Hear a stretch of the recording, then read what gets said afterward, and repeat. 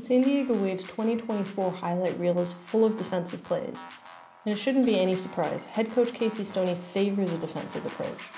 But if she favors defense, is it then her fault if the team isn't scoring and isn't winning games? This is the story of trouble in paradise, why the San Diego Wave looks so bad right now. I went looking for answers to try and figure out whose fault this was, and what I found really surprised me. I think the answer is in two parts. The first of which is the coach sets the lineup. There's one person responsible for setting this lineup. So these are all the players that have started for the San Diego Wave. There are 21 of them.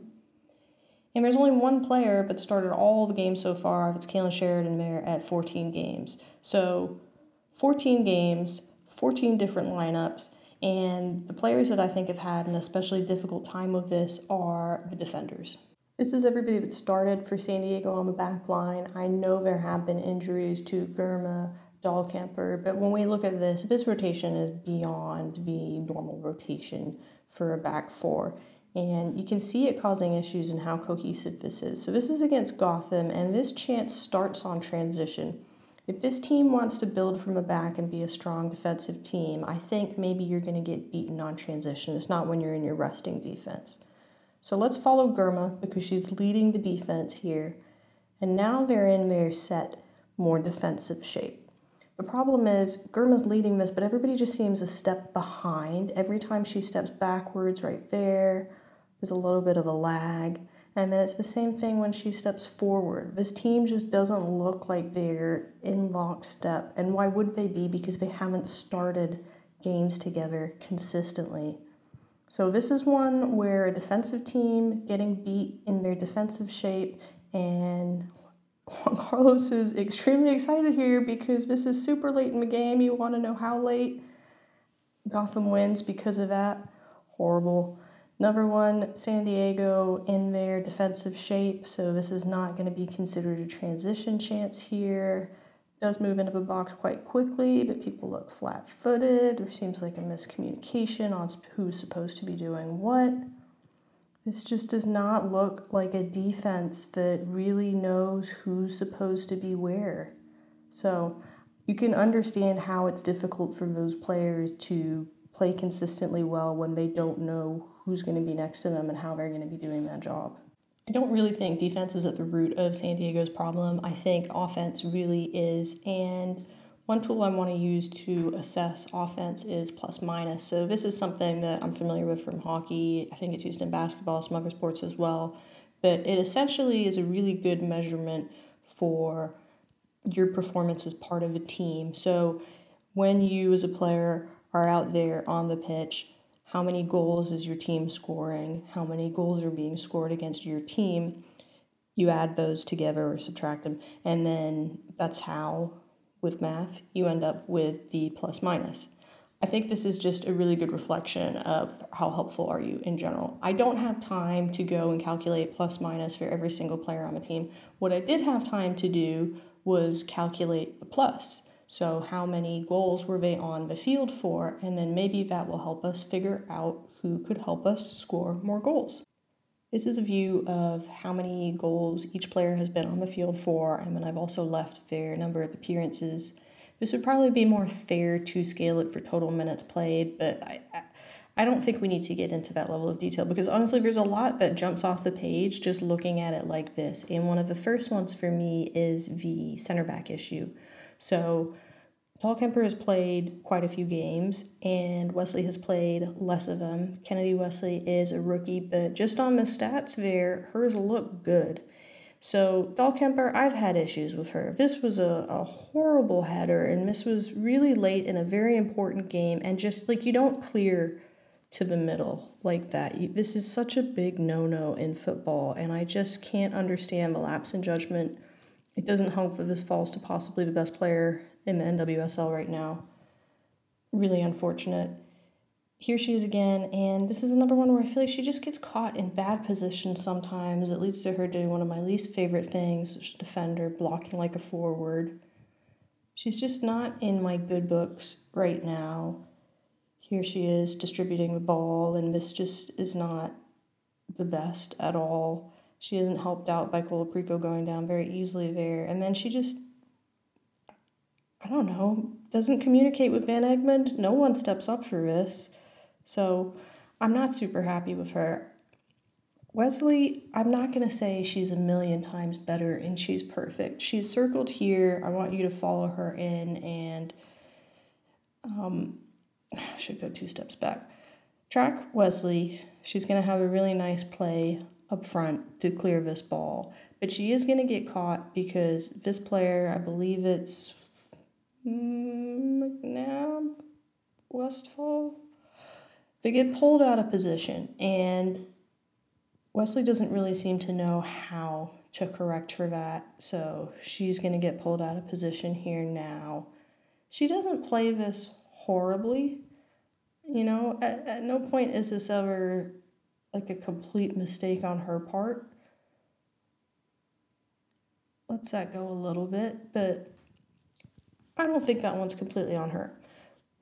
Why her plus is higher is she's just a little bit more adventurous, you know? She's pretty good on offense. She's nice and careful with the ball. But this is a pretty decent searching ball here. And even though that's not perfect, there's a bit of a fight for it, and it does lead to a pretty legitimate opportunity. So I do think Wesley has a little bit more to offer, and I'm kind of the opinion that if you're losing anyway, you may as well just give it to a player that's going to take more experience from it. Another issue for the Wave has been the left back position. There's been this rotation of McNabb, Westfall, Torpy, and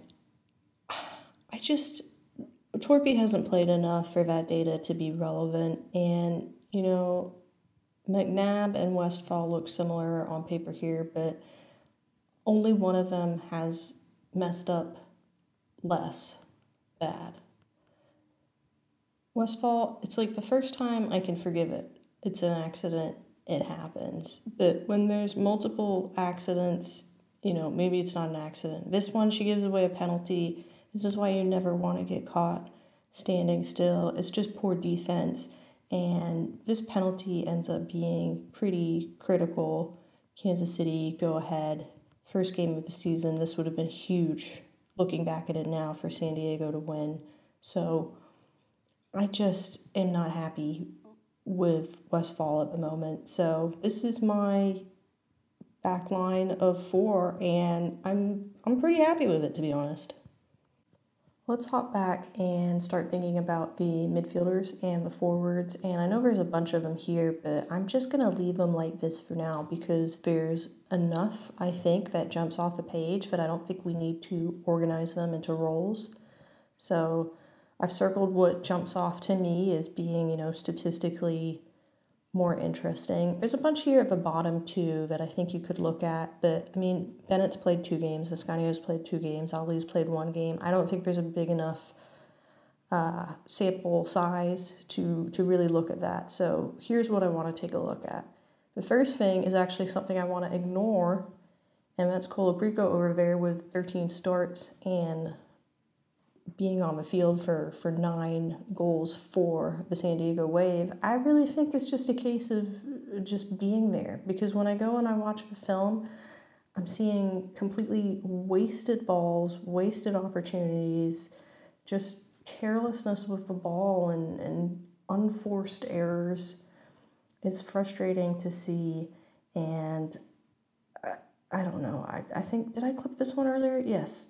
No, this isn't even the same one. I called something else earlier, and it wasn't even this one. This is another turnover that she has, honestly, in the same spot as what we saw earlier. It's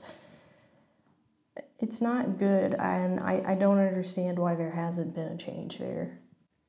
And players that are circled, McCaskill standing out, 12 games played, been on the field for 10 goals. I think there's been some criticism of, is she producing enough? I don't know. The film supports it. Like, she's turning in the midfield, she's getting foul calls, she's making things happen, and she's been on the field for more goals than anybody else on this team. So, field players.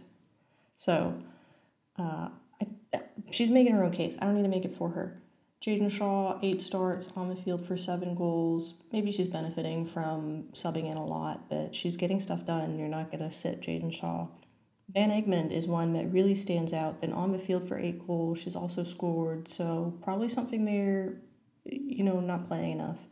Maria Sanchez, maybe one where people are critical. Hey, Sanchez hasn't scored, but she's only been around for 7 games. She's been on the field for a lot of action since then. Relatively, things are looking good.